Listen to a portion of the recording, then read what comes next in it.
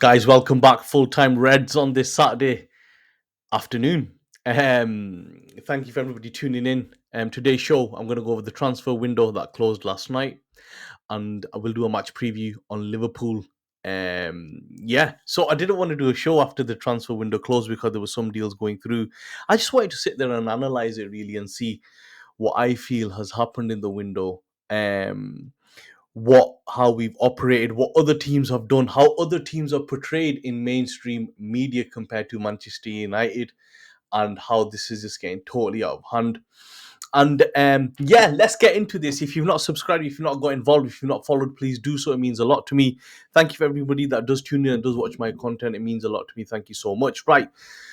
So obviously the window closed last night, and for once in a very, very long time, Man United were not panicking last minute. Things were done early, and bar the Jadon Sancho deal, which again was wrapped up an hour before the window closed. And before I pull up the graphics and show the ins and outs and what's happened, I want to give credit to the new leadership team at Manchester United who have done a fantastic job. You know, for us to get rid of this amount of players, reduce the wage bill, add players in positions we needed, and um, just operate a lot more smoothly is hats off. You know, I was looking at Newcastle and their fans. I've been following Newcastle quite closely because obviously they like giving it the big ones that they're in the big league now. So I thought, okay, then. And they've had a shamble of a window. You know, it's been a disaster for them. It's been a point where they are in meltdown. They've not improved their starting 11. They were on about how Dan Ashworth didn't really do anything there. Dan Ashworth was not really the main man. The other guys were. Mitchell's going to take it to another level, and they have just been brought down to reality and how difficult it is for big clubs to buy players and how difficult it is to get rid of players, because Almiron, I think he called the winger, they struggle to get rid of him, and how difficult it is for a sporting director to come from, let's say, Monaco, Leicester, a team like that, go to Newcastle, and suddenly teams know you've got money. They want you to play. They want more money. You can't sit down with a team like Palace and thrash out a deal because they know really what your level is, and you know their level here. Now they are assuming that Newcastle have got a lot of money and we're going to take you to the cleaners, and to negotiate these type of deals is very, very difficult, and Newcastle have found that because now they're playing in the big boys league. So it's all good giving it big ones online, but now welcome to reality. This is what big teams have to deal with. So let me pull up my graphics because before, whether it's Dan Ashworth, whether it's Vavel, whether it's Omar Barada, whether it's Jason Wilcox, you have to give credit because we have not operated like this and I've been a fan since 91, 92. We have not operated like this, and every year we used to get to the summer, we're gonna have a clear out. This has been going on before Ragnar. We're gonna get clear out. We're gonna get clear out.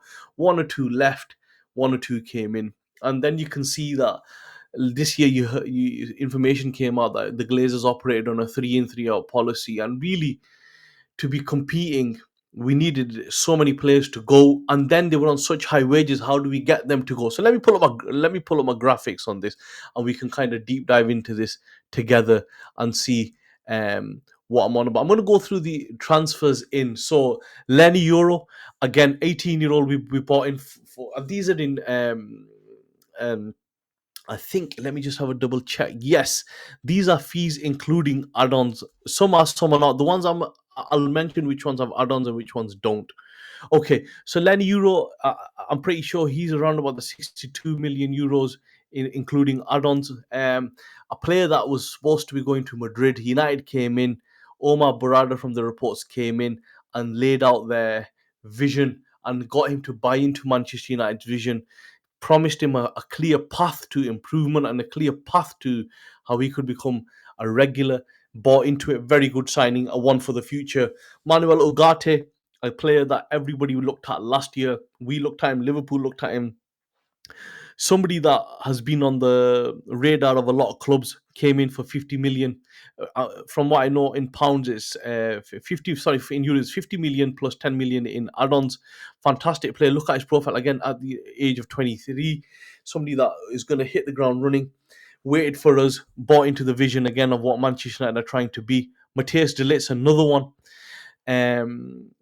25, proven player, very, very good players. The people that are going on about, well, he couldn't get into Bayern is rubbish because he was a Bayern regular starter. So this, well, Eric Dyer has not played more games since Eric Dyer has been at Bayern than Matthias de Ligt. That's a fact. So I don't know these lazy journalists saying that he wasn't a starter and he didn't do it. Plus, he had a change of managers. Nagelsmann was the one that brought him in. Then Tuchel had him, and then he had a small injury, and that's when people are referring to him. I remember seeing him against Arsenal at the Emirates, and I thought he was a beast. Xerxes, again, good profile, good play that can play multiple positions up front. A kind of rare striker you get where he's like in between two positions.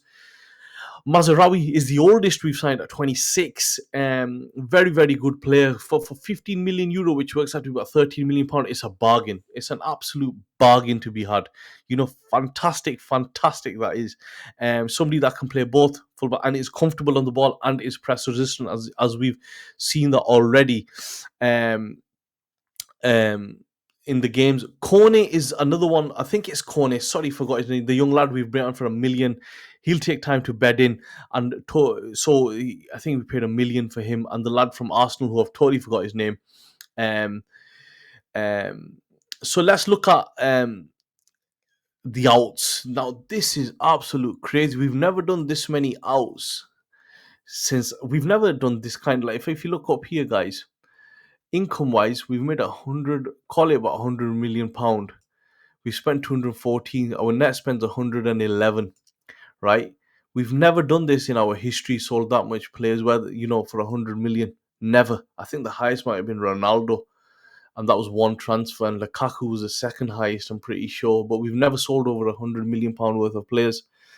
Which we've done this window. Our net spend is 111, but nobody's going to go on about net spend now because it's United. But when Liverpool do it, it's all about net spend kings. So let's look at who's gone. Scott McTominay. This was a fantastic deal because people were panicking when Fulham pulled out, didn't want to go over 20. And the people saying just sell him, sell him. They were doing this last year. But United held firm and got a fantastic deal at 30 for him. He moves on. We've got a sell-on clause at 10, but I don't think he'll get much for him because he's at 27. Even if he does 3 years there, he's going to be 30. And you know what? How much are you going to get for him? So a product counts towards financial fair play. Greenwood, a saga that has been going on for 2 years. Ineos came in, hit the nail on the head, put it to bed very quickly and moved him on. He was one of the first to leave. Wan-Bissaka, another one. And these three are first teamers. Keep in mind that Wan-Bissaka, they're all first teamers. Again, once Mazraoui came in, there was no need for him. Moves on for 17. So bought Mazraoui for 13, sold him for 17. Profit there. Willy Kambwala, again. This is a very interesting. I felt it got interesting towards Willy Kambwala because I felt a player like Willy Kambwala would have just ended up being fourth choice, then might not have got a few games. He would have complained, would have gone on to loan. The loan would have not worked, and he would have just been hanging around, and his career would have gone downhill. We've quickly come to a decision that he's not going to play regular. Had a conversation with him saying, look, we'll move you on, put a buyback clause in there and a sell-on clause. You go and play. If it works out for you, great. If you do really well, we're more than happy to buy you back. Same with Hannibal, somebody that we bought for a lot of money. I think it was 9 million euro. And he is somebody that we just haven't done anything with. He's gone on a few loans that haven't worked. He's not become the player that's kicked on. And, they've come in, they've done a deal, and they've just moved him on again with a sell-on clause and a buyback clause as well. Palestri is somebody that's had failed multiple loans. He was never good for Man United. We should have made the decision 3 years ago, quickly moved him on because it's just not worked. Alvaro, he went in January. Again, somebody that they felt wasn't going to get enough game time. He's been covered enough. Donny van der Beek, another player that's been here that long, keep going on loan, doesn't work for him. They've just got rid of him because there was no way he was going to be a Man United player, and he needs to go and play. And he scored. I'm sorry, he set up an assist in his game on the weekend. Best of luck to him as well. Varane and Martial were the big earners. Again, weren't replaced. Were not offered a new contract and moved on and saved on their wages.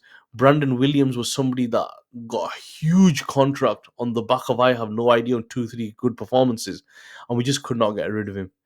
And again, it's somebody that the club came in and just released him. And for people that used to go on about Anthony Martial, he's still without a club now. So that tells you everything you need to know about if he was good or if he was not good enough. Um, like I said, 111 million we've spent this summer euros, so about 100 million, and we've bought in how many players? One, two, three, four, five. The Kone and the lad from us, seven players.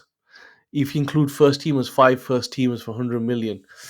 So about, 20 million a player. Fantastic, fantastic. Hats off to everyone who's involved in this, who put this together from the team. And in my opinion, it's about now delivering on the pitch and moving the team forward. There cannot be any excuses from Manchester United now, whether how it's going to happen, or we can't perform in each time. He has been given Ten Hag a very, very good team that should be able to kick on, and players that go into that 11 and improve it, and problem positions. People are going on about left back. Look, you can't fix everything in one window.